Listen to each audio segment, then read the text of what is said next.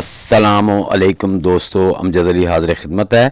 टमाटर के पत्ते के किनारे पीले हो रहे हैं या ब्राउन हो रहे हैं, या फिर जो पत्ते की नोकें हैं वो ब्राउन हो रही हैं, इसकी वजह क्या है और इसका हल क्या है। नंबर 2, टमाटर के पौधे पर एफिड का हमला हो गया है, या बंद गोभी या फूल गोभी पर भी।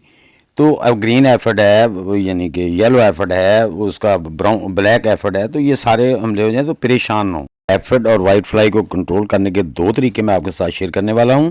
दोनों पेस्टिसाइड आप अपने घर में फ्री में तैयार कर सकते हैं।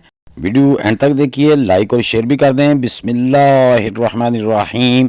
दोस्तों, अगर टमाटर के पत्ते पीले हो रहे हैं तो पानी ज़्यादा देने की वजह से है, जो पौधे की जड़ों की सड़ने की वजह से हो सकता है। ज़रूरत से ज़्यादा मिट्टी में नमकियाँ जमा होने की वजह हो सकती है। बहुत ज़्यादा खाद देने की वजह से भी पत्ते के सिरे भूरे हो सकते हैं। मज़ीद ब्राउनिंग को रोकने के लिए मुनासिब तरीके से पानी दें और खादें डालें। अगर पौधा ग्रोथ कर रहा है तो भूरे और पीले पत्ते निकाल दें और उनको तलफ कर दें, ताकि पौधे पर नई पत्तियाँ निकलना शुरू हो जाएँ। दोस्तों, जैसा कि आप मेरे ये टमाटर प्लांट पे देख रहे हैं, ये आपको ब्लैक ब्लैक जो टहनियों पे नज़र आ रहा है, ये ब्लैक एफिड है।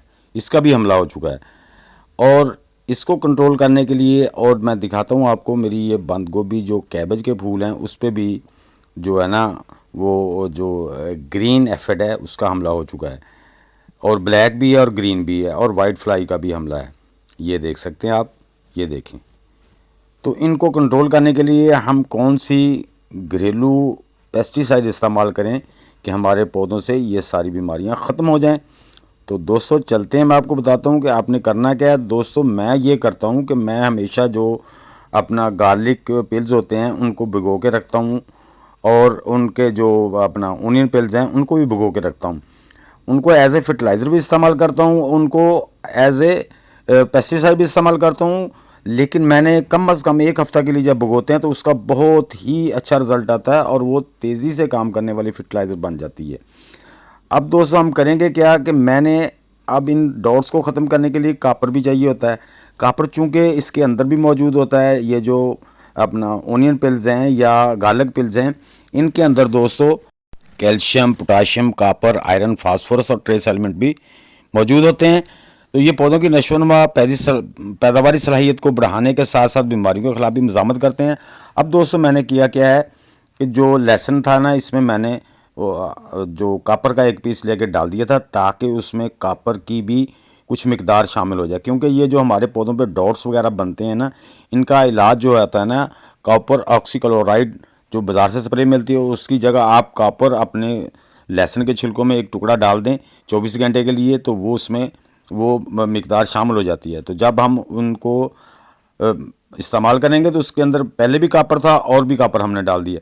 करना क्या है कि आपने 100 ml जो है ना, वो ओनियन जो लिक्विड फर्टिलाइज़र है वो ले लेनी है, उसका पानी ले लेना है, और 100 ml ही आपने गार्लिक या लहसुन का पानी लेके उसको 1 लीटर पानी में डाल के शावर में डाल के तो अपने पौधों पे स्प्रे करें।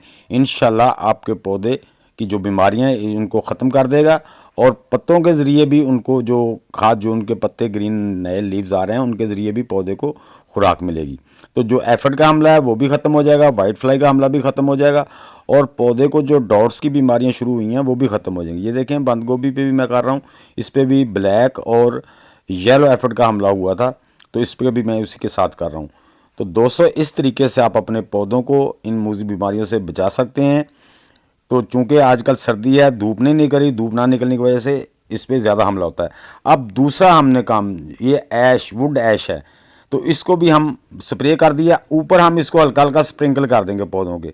इंशाल्लाह ये पौधे 2 इकट्ठे जो हमने स्प्रे कर दिए हैं, ये दोनों ऑर्गेनिक हैं, इससे कोई हमारे पौधों को नुकसान नहीं होगा। इसी तरह हम टमाटर के ऊपर भी, ये देखें माशाल्लाह टमाटर भी लगे हुए हैं, नई पत्तियां भी आ रही हैं, तो मैं पुरानी पत्तियां काट दूंगा इनकी, उनको तलफ कर दूंगा। तो इस पे भी हम ये जो वुड ऐश है ना, इसका हल्का सा इसको ड्रेसिंग कर देंगे, ताकि वो जो ऊपर इसका एफिड का अटैक हो रहा है वो ख़त्म हो जाए। तो दोस्तों इस तरह से आप भी अपने पौधों को इन बीमारियों से बचा सकते हैं, और इन चीज़ों का ख्याल रखते हैं। ये कोई मुश्किल नहीं है। तो उम्मीद है कि मेरी ये छोटी सी वीडियो आपको अच्छी लगी होगी। अच्छी लगी तो इसे लाइक और शेयर लाजमी कर दें। नए दोस्त भी लाइक, शेयर और चैनल को सब्सक्राइब करके बेल आइकन को ज़रूर दबा दें, ताकि हर नई वीडियो ये इत्तला आपको मिलती रहे। तो दोस्तों मिलते हैं इंशाल्लाह नेक्स्ट वीडियो में, तब तक के लिए आप सब दोस्तों को अल्लाह हाफिज़।